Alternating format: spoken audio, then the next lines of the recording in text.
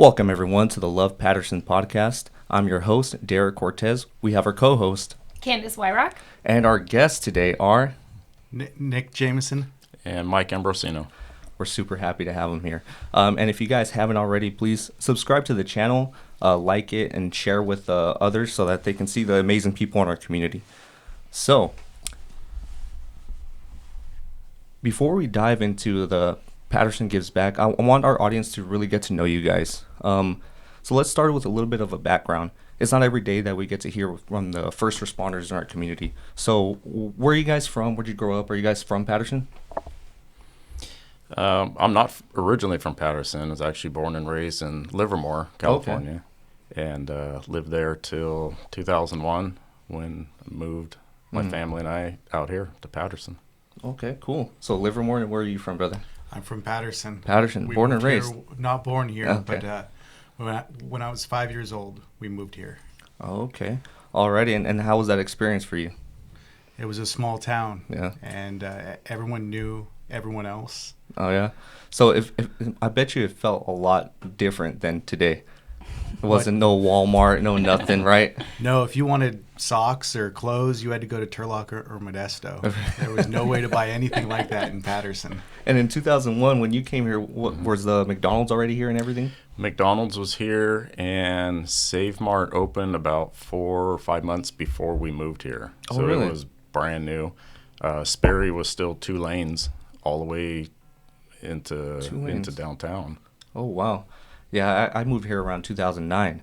So, I mean, I think they had Taco Bell, and there was nothing else in that little, that side of the street. It was just Taco Bell standing by itself. So it was kind of weird. But now we got Walmart, we got the freaking Wingstop, we got a whole bunch of stuff, right? Okay, so what was your guys' real experience of community growing up? A moment where, like, you guys felt like you, belonged.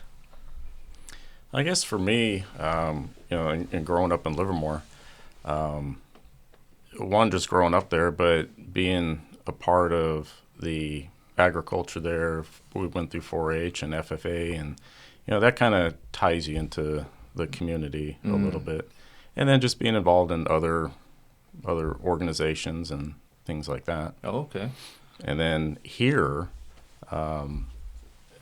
we moved here, like I said, in 2001, and later on that year, through a guy that I worked with elsewhere, he was a volunteer firefighter here, and he kind of got me connected with the fire department here, and that's kind of where that whole started. Oh, okay. And that really kind of tied me into the community because you're servicing the community itself. Absolutely. What about you, brother? For me, it was Boy Scouts as a kid. Okay. That's when I realized that volunteering was important and that there was something greater than just me. Yeah, absolutely. How many badges did you end up getting? Quite a few. Yeah? I didn't get my Eagle Scout, but Okay. I got quite a few badges. What was the one that you're the most proud of?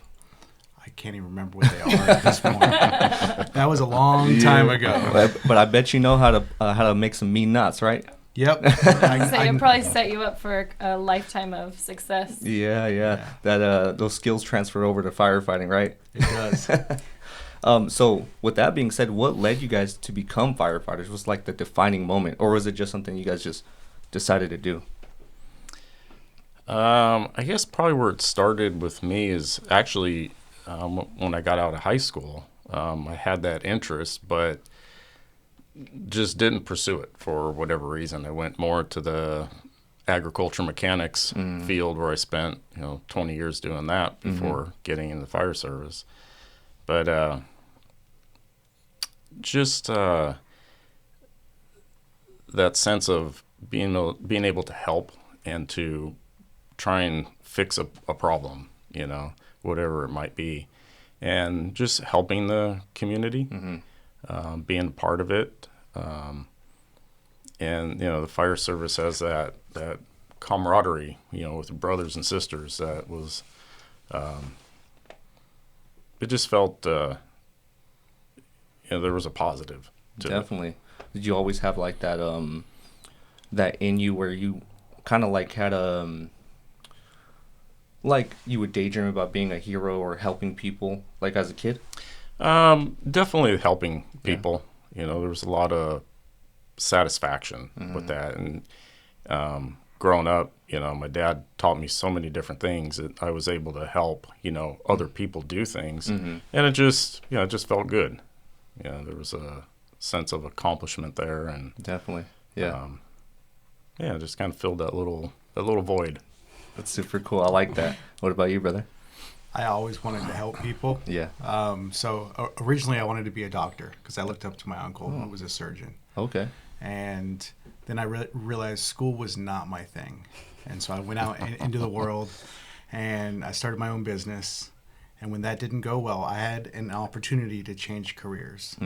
And so I went back to school and went to fire academy and became a firefighter so I could do what I love and help people. Okay.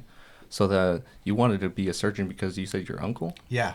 Well, that's kind of a big change, but I mean it's kind of still in like the field of helping people. So you guys kind of grew up with that drive, but different vehicles, I guess, right? So that's cool. I like to hear that, and I want to kind of talk about this phrase, and I'm sure you guys are familiar with it, where it's fire is hot, right? And I know it's for the people listening, it's a phrase that's like super obvious. Like, of course, fire is hot. But when I went through basics with you guys, I heard that phrase and I understood it, but I never really understood it, right?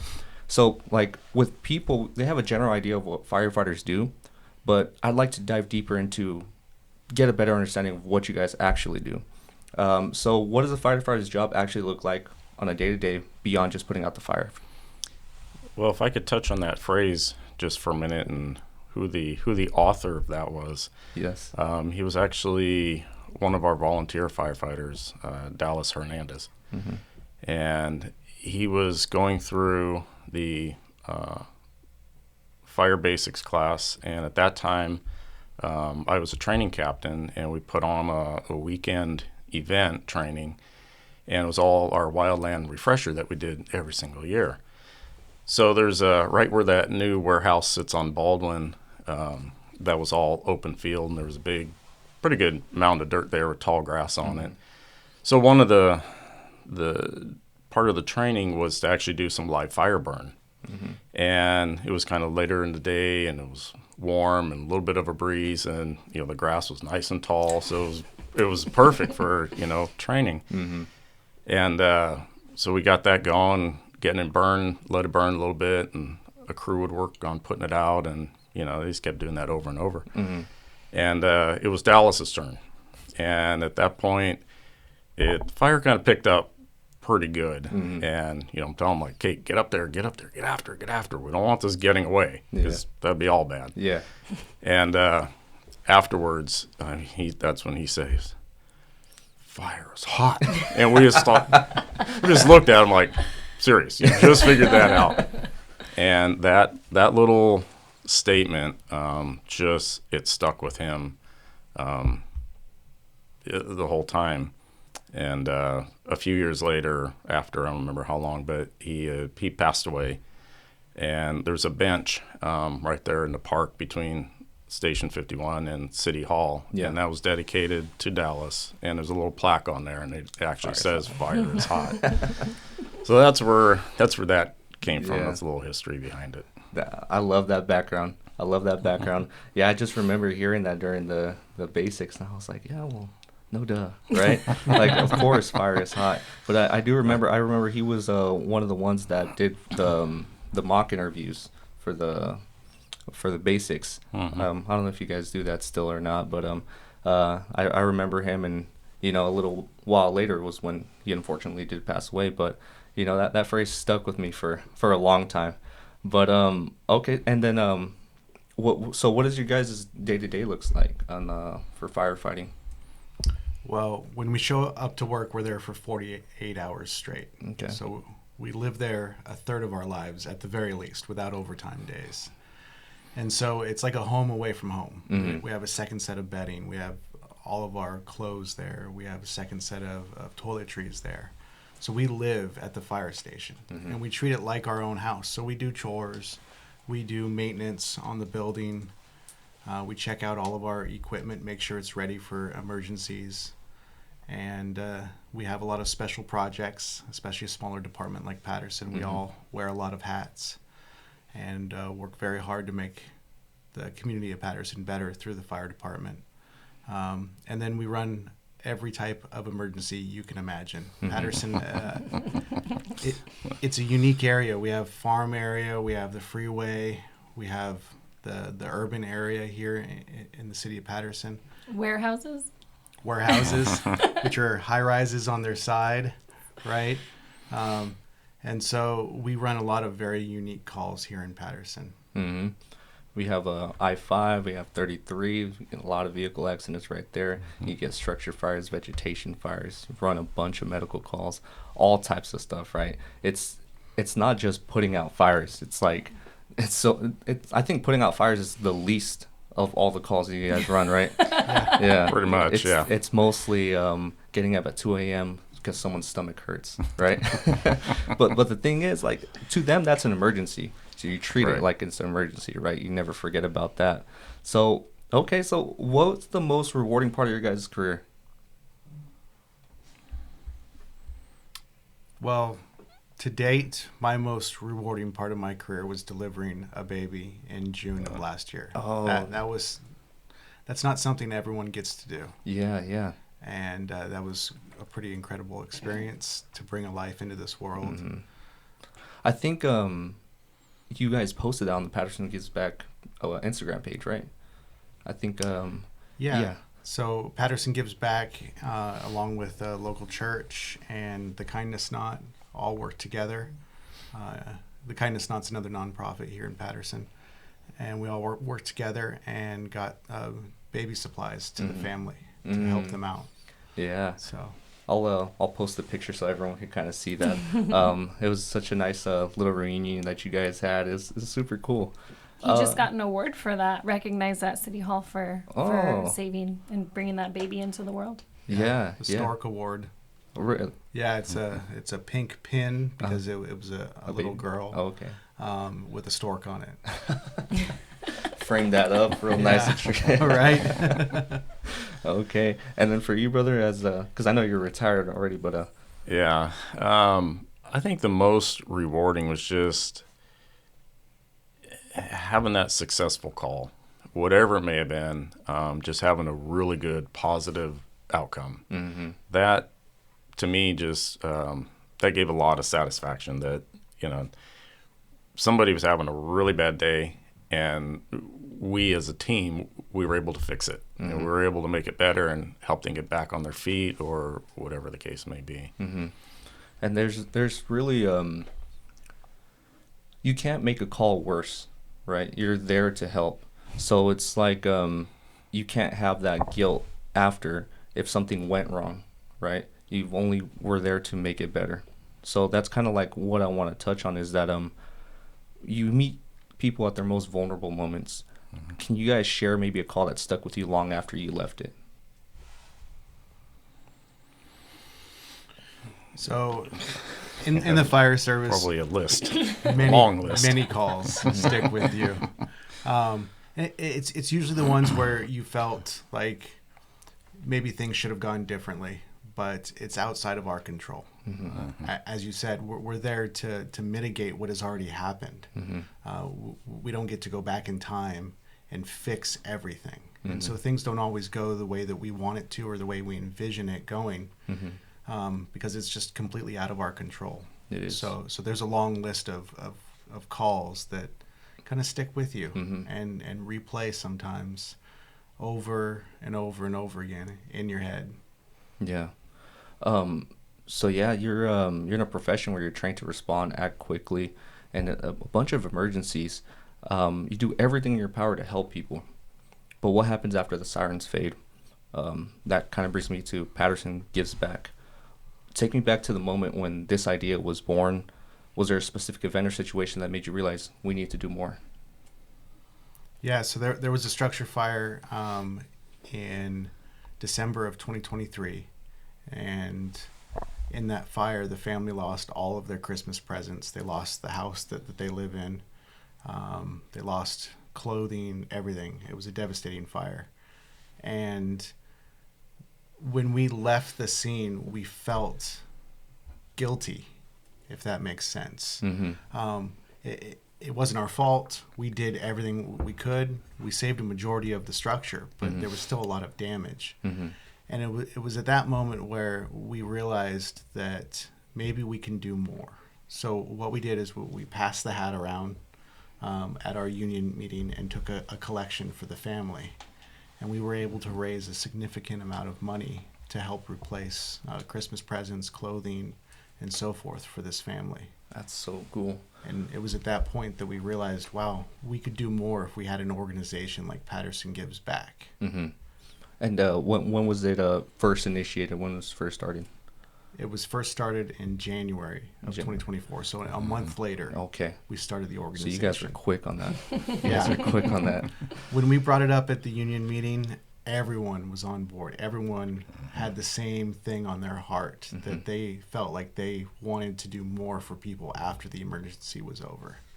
It's sort of like it gives you a bit of closure, right, after that. Because I know there's some calls that I have went to where I'm like, I wonder how that family's doing that, you know, was in that accident or that house that they lost all their stuff.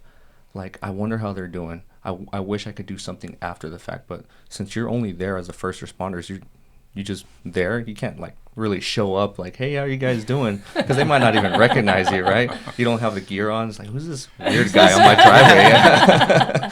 But it's kind of a way for you guys to circle back and fill that void where there's like guilt, right?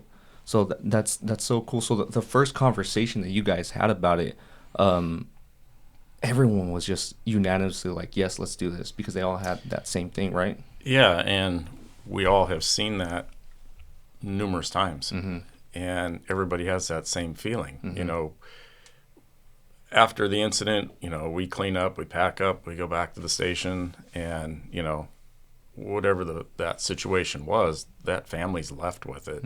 And I think we all thought about it, you know, just on our own, but you know, we've also discussed it too. Like, you know, the poor family, they lost, you know, everything or the majority of stuff, or, you know, so many personal belongings and history of photo albums, videos, you know, all that kind of stuff that you just can't replace. And, you know, we just have that feeling you want to help. And that's kind of why we got into what we do. Definitely. And, but, you know, when we drive away, it's like, how much more help can we do? And, you know, that discussion we had at one of our meetings when this came up, everybody was like, yeah, you know, let's do it. Definitely. And even during the actual emergency itself, you guys are actively trying to salvage what you can. So during the salvage overhaul, whatever it is, you bring out the photo albums. Those are the most important. Maybe some furniture, something so that the family has something even after that emergency. But with an organization like this, you can help and make a bigger impact than you ever would just doing your job, right? Yeah. So did you know what this idea, what you guys wanted this to look like? Or was it just like, let's just start somewhere and then just kind of run with it? Well, it's kind of what we did. Kind of brainstormed on, you know, how do we like to make this work? You know, what do we need to do? You know, and having some money that we raised, you know, on our own, and our group of guys, you know, doing fundraisers and actually contributing, you know, out of our own pockets too, to kind of get it started. And then as we got going, I mean, Nick did so much getting all the legalities, you know, lined up for this, you know, and we have that now. So it's, you know, all legal and official. But, yeah, we just kept it simple. You know, we're trying to build a financial account so we have that money there and, you know, at a moment's notice to, you know, purchase that one item or a few items that are needed.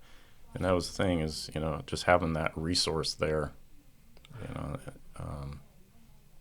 when you need it. Absolutely. I took a good look at your guys' website. I see like you guys help after those emergencies that happen, those tragedies that happen.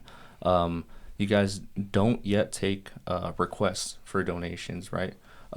But you guys are hopeful that you will get to that point, right? What would you guys need to get to that point where you can take requests? Well, so the idea behind the entire thing is for firefighters to identify the needs within the community with our unique perspective, going into people's homes, seeing the tragedy, trying to find a way to mitigate that and make that better. Okay. To get to the point where we could accept requests from the community, we would need to have a better funding source. It all comes down to the ability to have the money there when the firefighters identify the need. And if we're accepting requests and trying to help everybody, we could spread ourselves too thin to where when that emergency does happen, we're not able to step in and make the difference. Okay. Alrighty. So that's good to know, because some people may think that like, well, you guys are being stingy. Like, what's going on, right? Like, you guys can't, like, I all I want is a baby carriage or something. You guys can't do that. But no, it's based off of the perspective of the firefighters in the community, seeing and identifying those needs and fulfilling it, right? So it's not like a that's Starbucks. What we're here for. Yeah. That's what Love Patterson's here for, is for the needs that the community sees. They can reach out to us and we can help with that. But you guys do have a super unique perspective, because you see things we don't see. We don't get to see. We don't get to go to those calls. You guys a lot of times can't share that information from those calls either. So it's not like you could tell us, hey, this family needs X, Y, and Z without their permission. So you guys do have a very unique perspective. Definitely. And it's not just all about the donations. It's about the real human impact that you guys are doing. So is there like a particular family or like an individual who embodies why you guys do this work, and a story that maybe still sticks with you right now? I just go back to that first family that we helped. That sticks with me. That's where this entire thing started out of. That's where it came from. And from there, we've helped other people that have had structure fires. We helped the family that took in the baby that was delivered. And then we've also assisted after the emergency with fence repairs. Just little things that we were able to do for people that in that moment couldn't do it because they were so tied up with whatever tragedy just happened in their life. Yeah. Before that, was there ever like any situations where you guys felt like you wanted to help more but you just couldn't? Like, how'd you guys deal with that frustration? We've had a lot of those, and there wasn't really much you can do, because we didn't have a source to be able to fill that gap. Yeah.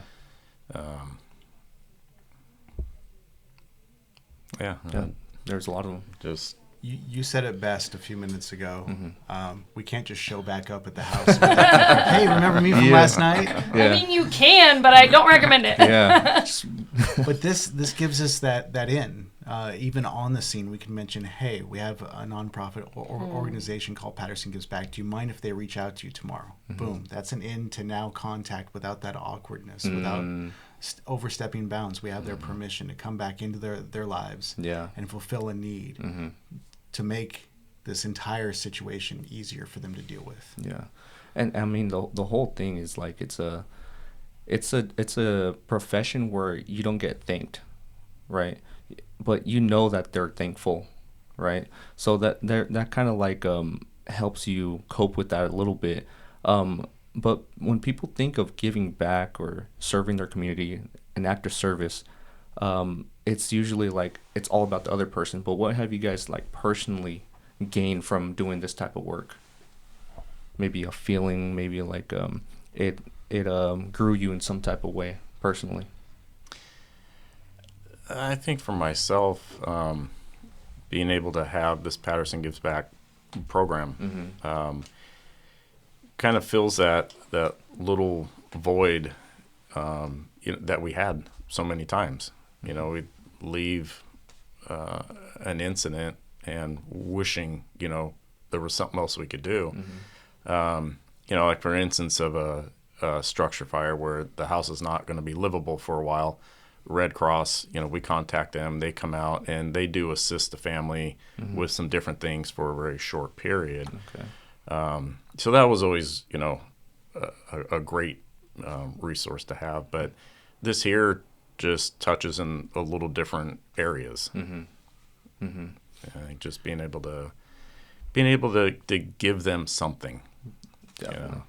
It's the missing piece. Okay. Right. So it takes care of that grief that we feel for whatever took place in their lives, because we care so much that we actually put ourselves in their shoes. We have empathy for them, and so when we walk away and there's nothing we can do to help mitigate that incident for them, we feel it deep in our heart. So this kind of fills that void.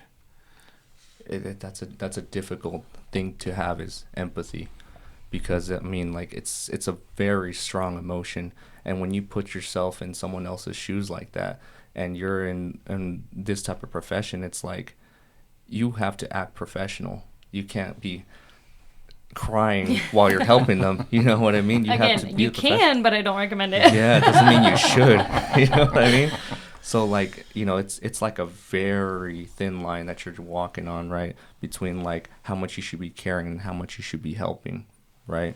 We have to kind of keep a front for a while, and you don't want to look scared, freaked out, or panicked, because if we look like, if they see that look on our face, they're really gonna freak out. Yeah.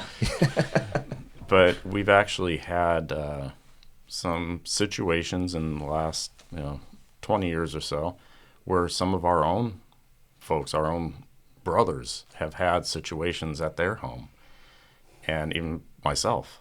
And so being on the other side and being putting those shoes on that somebody else has wore, and having everybody come in and help and assist is huge.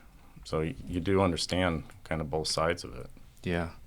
And like I mentioned before, whoever's on the other side of that 911 call, where they're the ones calling it in, to them it's an emergency. It doesn't matter like what it seems like to you guys, how small it may look like. Come on, you cut your finger. You know what I mean?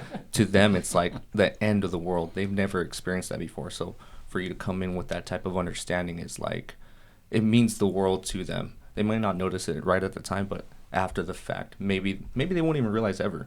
But it did make the situation better, right? Even as much as, we've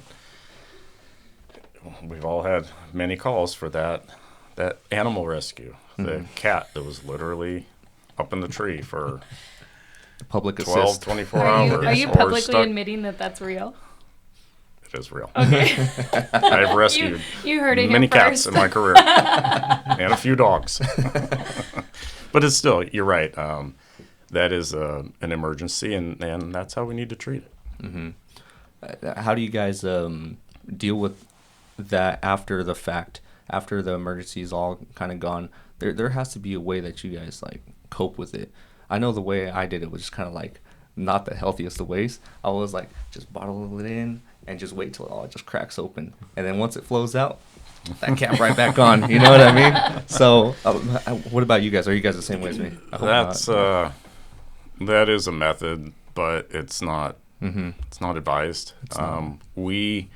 There's many times we would have a pretty tragic call, and we'll do a debriefing afterward. All the crews and personnel that were involved will get together back at one of the stations and just within our four walls just discuss it, and we share with one another. Or it could just be your crew on the way back or get back to station. Hey, let's hang around tailboard for a minute. Let's talk about what took place. And everybody has different things. Sometimes just personal prayer time, for me just kind of helps work through it. My wife probably has the biggest shoulders and the biggest ears for listening. When I had some of those calls that you need to talk to somebody about, and just being able to share it, try not to keep it bottled up, because like you said, that bottle can only put so much in it. Starts overflowing. Yeah, so everybody has different ways of sharing and expressing, and just trying to get some little bit of comfort and relief. Absolutely. What about you, brother? I just give those feelings space. So they're valid. Any feeling that you have after a call because of how it turned out or how bad it was, and you have to recognize why you're feeling that way, what you're feeling, and just give it time to work itself out. A lot of times talking helps. If you're struggling with a call or a situation, just talking to one of the other guys at the firehouse really helps. They can give you some perspective, because we've all been through it. We've all been there in that moment where we felt like this was the worst thing ever. And what's wild is we can all be on the same call, and it'll affect one person, and everyone else is fine. And so what can kind of tend to happen when that one person opens up is everyone else can circle around them and help them through it, give them their perspective. Yeah, because you never know when you're going to have that one call, right? And it can be different for anyone. For some people, it's children. For some people, it's a car accident that something really bad happened, and it's just that one call that sticks with you. And like you said, it could affect one person, but not the other, right? I found that my method of just bottling everything up until it just exploded wasn't the best. So then after a while, I was like, maybe I should talk to someone, right? And that's probably the most powerful thing that I did, because it didn't even matter if someone else said something back to me, like analyzing. I don't need them to analyze. I just needed them to listen to what I was saying, and just let me kind of, because in a way you're sorting out your thoughts while you're talking at the same time, and that helps you understand the situation of what happened logically. The emotions are still there, but logically you're able to sort it out, and okay, then you can kind of compose yourself after that, right?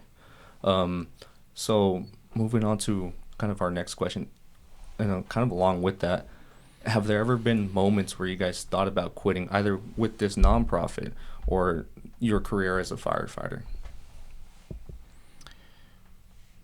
I never did. And, just recently retiring this past October, it was kind of a tough decision. I mean, I had, my list of pros and cons, but, it was time, but, after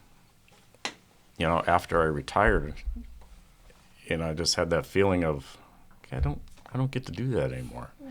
And I would hear, sirens around town, like, I wonder where they're going. I wonder what that call is. I wonder this, wonder that. No, I loved it and still love it. And what I'm thankful for is, they're letting me stay a part of this program here, so I still get to be connected. That's good. And still work with everybody, and still kind of, just be able to fill that little void that I retired from.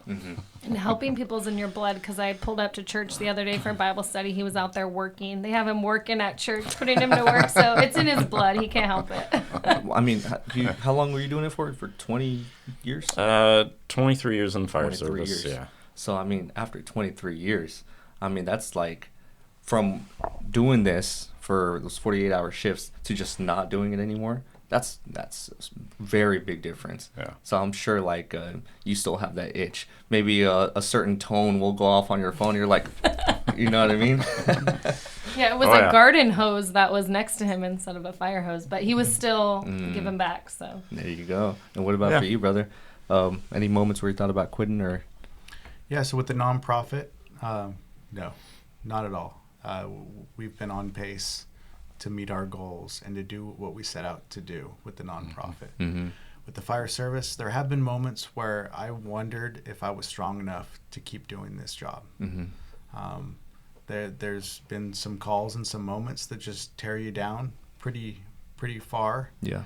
And you wonder, hey, is this something I can keep doing? Can I experience another trauma and still show up for my family and for myself? Mm-hmm. And so, yeah, I've had those moments, but you just work through them. Absolutely, just one step at a time. I mean, you have a marathon in front of you. You just got to take that first step because that's all you can do, right? You just gonna break it down step by step. So let me segue into the next section. So you guys aren't just an organization; you're part of something bigger, and that leads me to Love Patterson. So Patterson isn't just a place; it's a family, and your work ties in perfectly with Love Patterson. So let's talk about that. What do you think makes Patterson different from other towns when it comes to community? So Patterson has a soul that is just extremely tight knit. Mm-hmm. We're kind of a bedroom community overall. So people sleep here, go to work, and then sleep here. Mm-hmm. But then you've got that core of Patterson that really truly cares about the community, and they're willing to get involved. They're willing to do projects like Love Patterson's projects, and that's what's special about Patterson. That's something that surprised me about Patterson as well, is that like many other towns, they don't have organizations like they have Love Our City, right? But they don't have it like we have it, where so many people are just willing to come out and like, yes. And I think it has to do with the familiarity around the area. Everyone knows where everything's at. So then when they see a project come up, they're like, yeah, let's do something about that. And it just brings us together. But like I keep saying, it's not it's small enough for us to know and be familiar with each other, but big enough for us to give our space. You know what I mean? Because I don't know what it is. I think Walmart is like a portal or something, because anytime you walk through Walmart and you're in pajamas or something, you tend to see everybody you know. Absolutely. It's That crazy. is true. Always on your worst days, too. Yeah, always. So with Love Patterson, how has Love Patterson helped amplify what you guys do? Or maybe aid? Well, Candace is incredible. That's sweet, but I paid him $20 to say that. For everything she does with Love Patterson. But her help, not specifically with Love Patterson, but with her experience with a nonprofit. We sat down with Candace about our website, about our mission statement, about how we were going to go about executing our plans. And she's been great in the community too, talking about our organization, sharing some of our stories in front of council, which was great. So yeah. Awesome. I mean, Candace was telling me about this the other day, is that you guys are like the big brother to Love Patterson, because Love Patterson, the people that make them up, mostly women. Women. Right? And I was like, hey, I'm here, you guys. Yeah, no, he holds it down for us, Yeah. but he's our only guy. Yeah. Him and Adolfo are our only guys, so She's we gotta... like, you know, they're all big, strong men, and I'm like, what else? Like, you know what I mean? But it's Stand true. your ground, man. Stand your ground. Yeah. We've had to call them when, you know, a project gets brought to us by the mayor or by an organization, and it's out of our manpower, you know? I mean, we're women. We can do anything. Don't get me wrong. But sometimes we just need, you know, a group of 6 strong guys to show up and help us. And you guys have done that countless times. And even the last big community event, you know, there was a lot of big things to do. And one of our division chiefs, Jonathan Shalley, had his boys bring a tractor out, and we were able to dig holes and plant trees. Yep. And, you know, and I don't remember how many we planted in That entire one walkway, little strip. yeah, from and quite a Creekside. few. Absolutely. So, yeah, I mean, if Patterson Gives Back didn't exist, what would this community be missing? What would they be missing out on, should I say? Well, I think that random occasional assistance. And that's kind of our goal, is to be able to help with a particular situation in that time of need. Without it, they would probably just have to function, however the situation played out. I think that you guys give a bit of security or a lot of security to the community, knowing that the firefighters care so deeply that not only will they respond to the emergency and do their best job at mitigating the damages that are happening right then and there, but they'll even go above and beyond. So I think the biggest thing you guys are giving is that security and that love to Patterson that it so desperately needs. Right? And that unique perspective that only you guys have, because only you guys have seen the damage that was done during these traumatic situations. Like organizations like Love Patterson can come beside you and assist, but we don't know what actually happened on that call. We don't know what the actual needs are. We can guess, well, if they had a house fire, they probably need clothes and stuff. But you guys have such a unique perspective to see the actual need, and then provide it or partner with other organizations, Rotary and Lions Club and the Masons and Love Patterson and Kindness Knot, just to get the needs that the community has. But we can't see those. You guys get to see that, and that's special. Absolutely. So a lot of people, they want to help, right? But they don't always know where to start. So let's talk about how they can get involved. If someone's listening to this right now and they're feeling inspired because we're inspiring them, right? What's the very first step that they can do to be a part of this?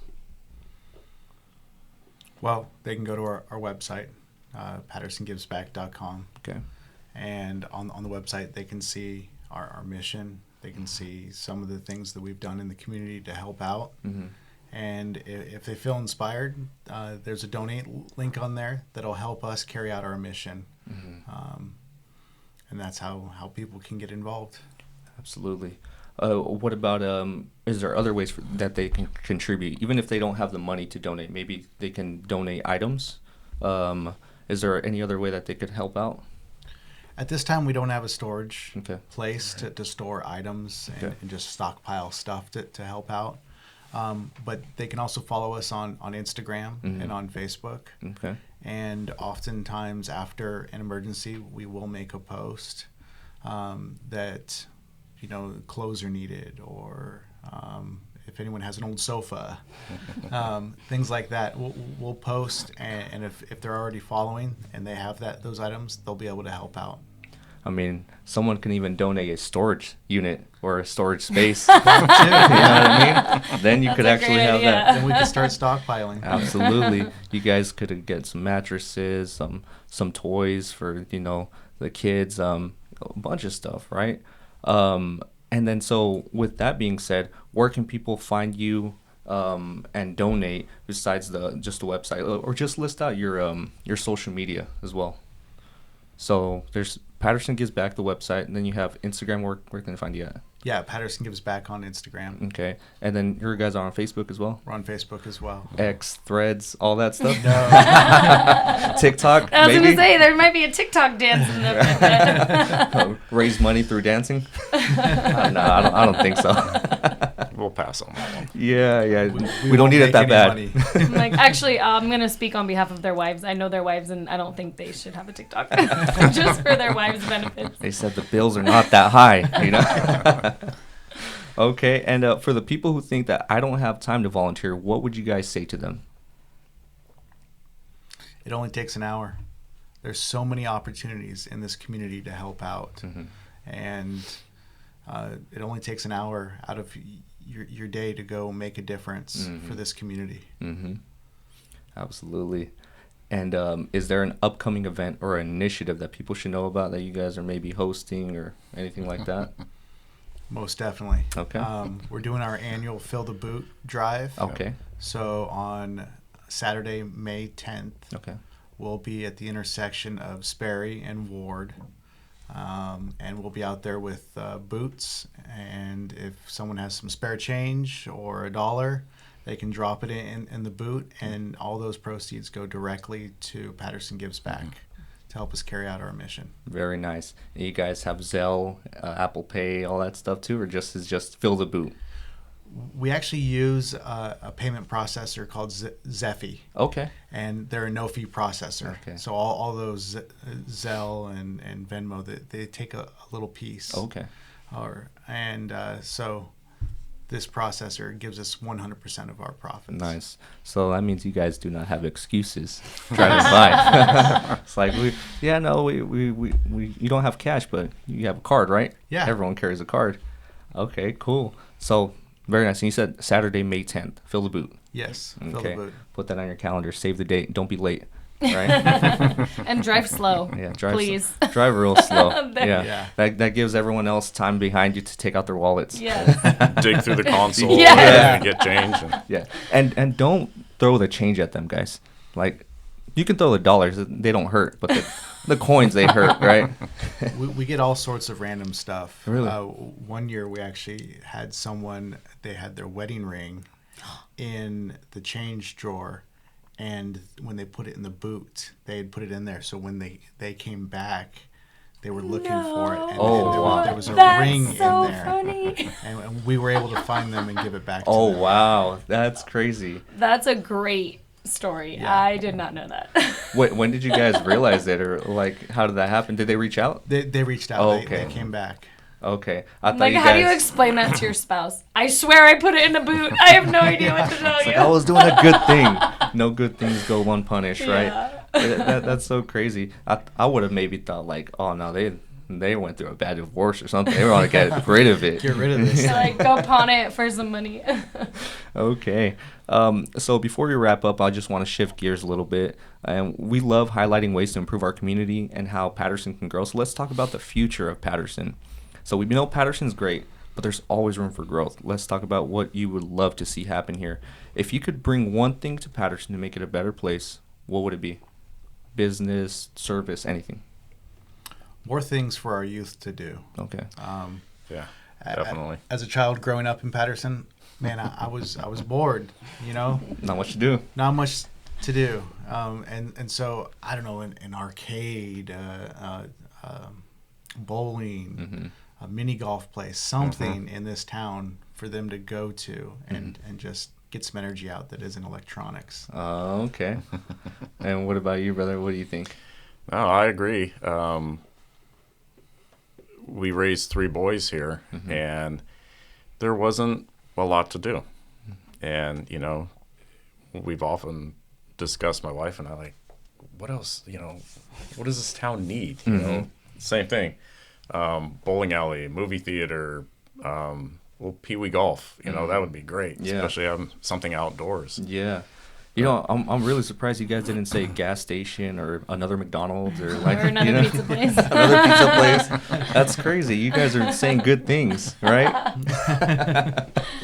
Okay, yeah. I mean, those are great things because as a youth are growing up and they don't have nothing to do, guess what? They're getting into some trouble, right? That's the only thing they can do.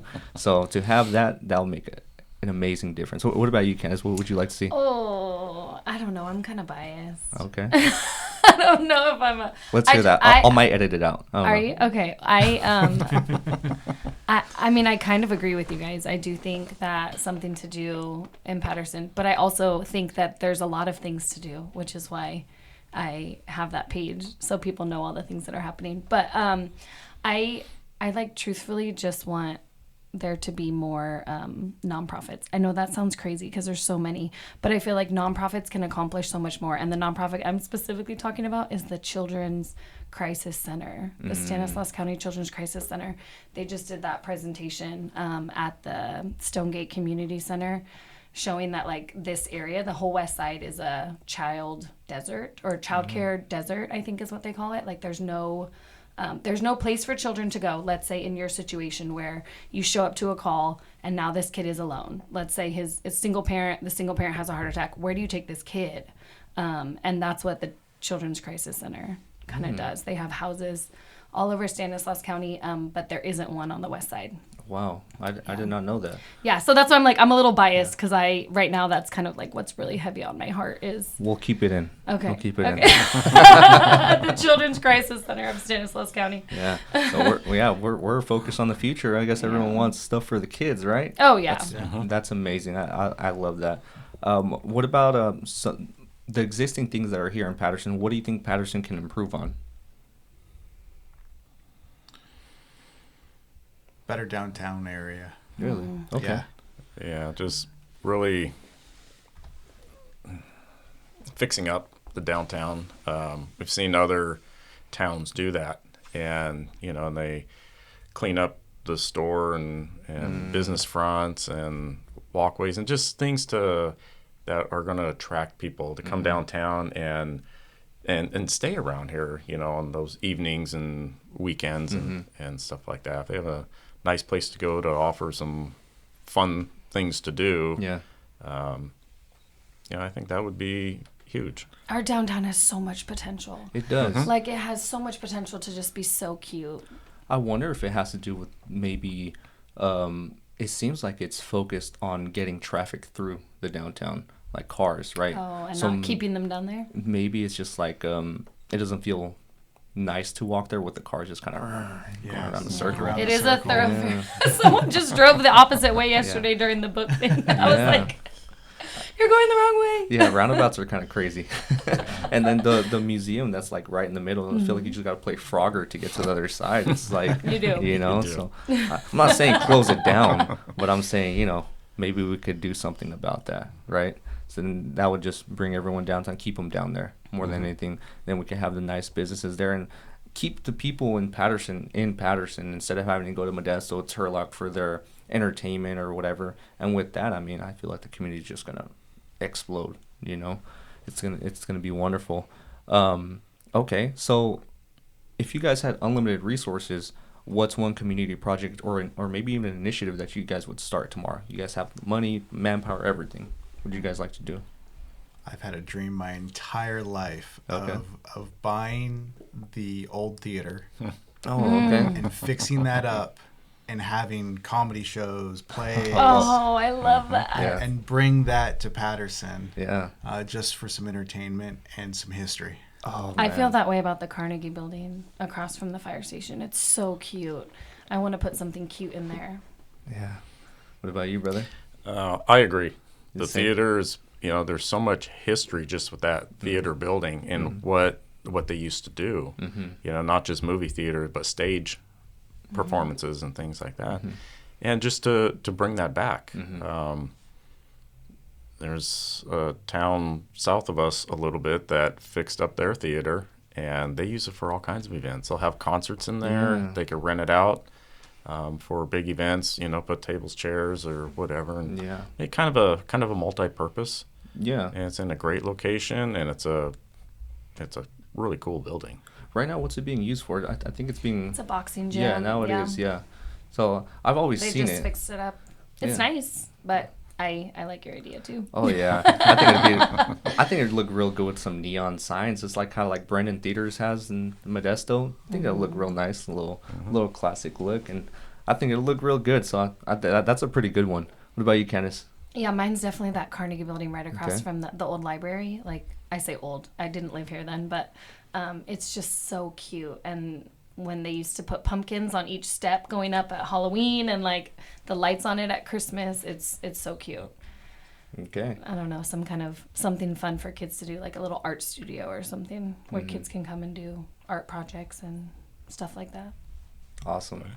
And then for my favorite question, and it's one that I ask all of our guests, why do you guys love Patterson? It still has that small town feeling about it, and even though we're growing, I think when we moved here in 2001, population was around 11,000, 11,500, and we've over doubled that. Yeah. But it still has that small town feel, and so many people know so many people, and that's one of the things we like. Livermore, where I grew up, that grew so much, and it really changed. A lot of different influences coming from the Bay Area and stuff, and it's not the same. You feel just kind of lost, just turning into such a big city, like a lot of them have. But and Patterson just it's a tight group, and we see the Love Patterson events and stuff like that. Each year, there's more and more people coming, and they like their town, and they want to support it. They want to be part of that community. Absolutely. What about you, brother? This is home. Yeah. It just feels like home. Yeah. Everywhere I go in this town, I can't go there and not see someone that I don't know. Mm-hmm. There's always conversations to be had. That's what I love about Patterson. It's so important for us to have a social group, a community, and Patterson definitely just embodies that we have that community here, and I don't see that in other cities. Even as small as they are, they're together, but they're very distant. It's kind of weird, and you can kind of feel it like when you drive through their downtown area and stuff like that. But over here, I don't know. There's like I look at Patterson, and there's kind of like a warm tone to it when I'm looking. Maybe there's something wrong with my eyes, but it's just like rose-colored glasses. Yeah, maybe it's that. So that's why I can't see the red flags, because I got rose-colored glasses. No, I'm the same They're all way. flags to me. Yeah, I'm the same way. Well, awesome. So thank you guys for coming on and sharing your guys' story. It was such a pleasure to have you guys on. Thank you, Candace, for being the co-host. Thank you for I'm me. your host, Derek Cortez. Thank you guys for watching. And again, if you haven't subscribed to the channel, and leave a like and share with others. So thank you.